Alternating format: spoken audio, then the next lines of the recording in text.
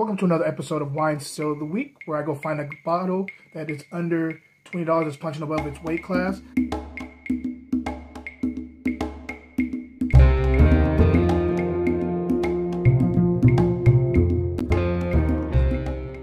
Hey, what up, y'all? We back for another one. I hope everybody's having a wonderful week. I hope it's a perfect episode to get you into the weekend. Your Wine Still of the Week, and it's a good day. I'm super happy because it's getting closer and closer to my birthday. I normally don't really do too much. Normally I go out of town, and that's about it. I don't really, make it any kind of crazy thing. We leave and just go somewhere. This year, I think this is going to be the first year in I don't know how many years that we're actually going to stay home.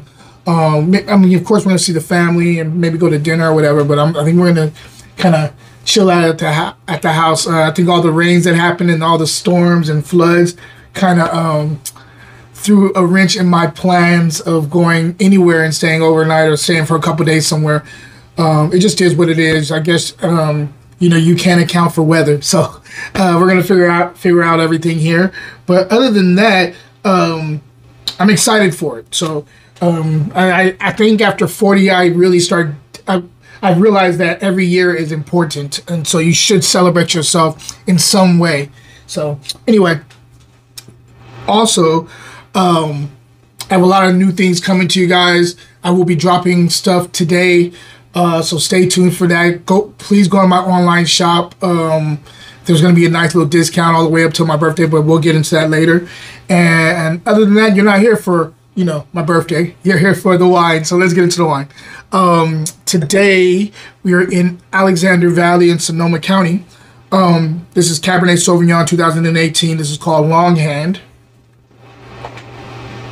You guys can see that. It's kind of a cool, I'm a writer, so the pin thing kind of drew my attention. And, I was curious about it because I like Alexander Valley and I love Sonoma. So let's get right into it. On the nose.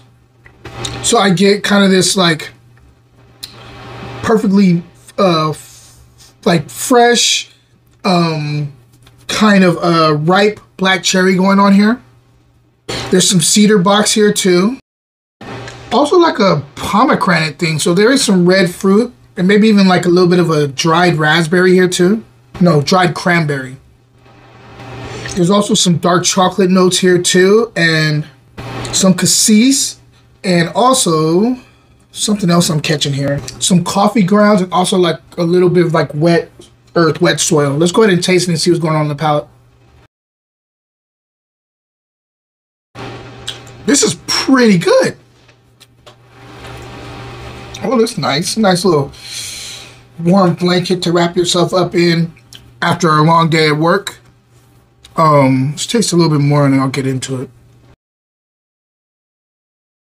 This has great mouthfeel. Like really, really nice mouthfeel. Pretty silky.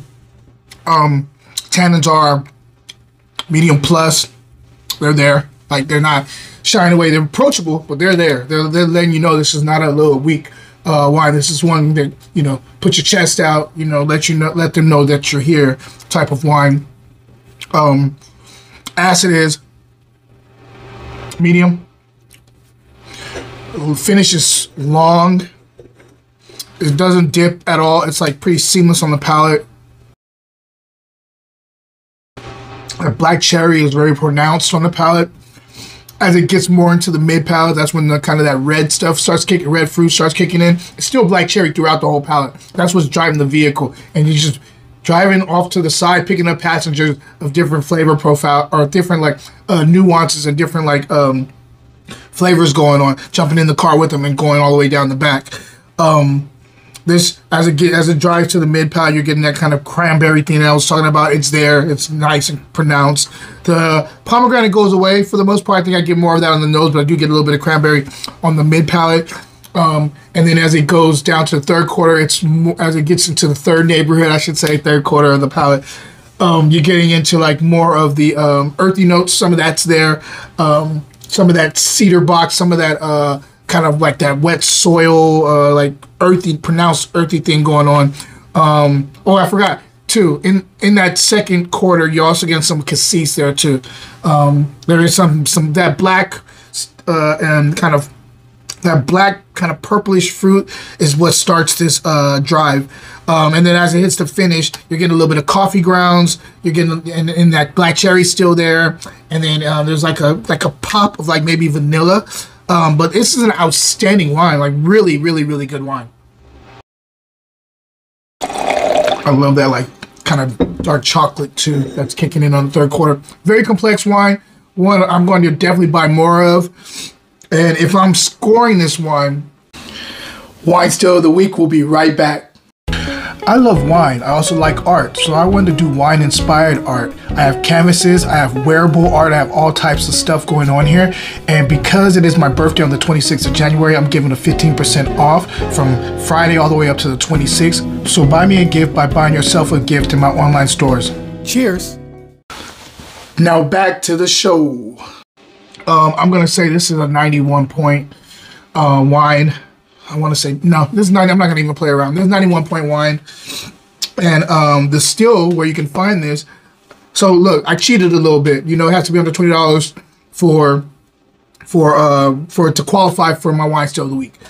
But this is on the 5-cent sale. And so you basically get 2 bottles. And this is $30, $30 a bottle. Again, longhand.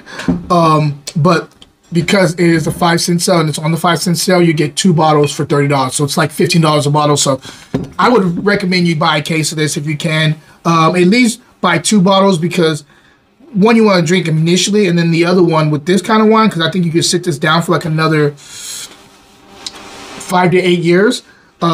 Wait 5 years and then open up the bottle again and see how much has changed. Because I think this is going to be really, really good in another few years. I mean, you can even go to 10 years, to be honest with you, because there is some tan in here. Even though they're approachable, they're there. But other than that, guys, question of the day. This is an easy one, but that's the one I always, it's the big battle all the time. Let me specify by saying Bordeaux varietals, Cabernet Sauvignon, Malbec, Merlot, those varietals, Cab Franc, Petit Verdot. What is your favorite region between Napa Valley and Sonoma? Between those two areas, which one is your favorite? Guys, until next time, cheers.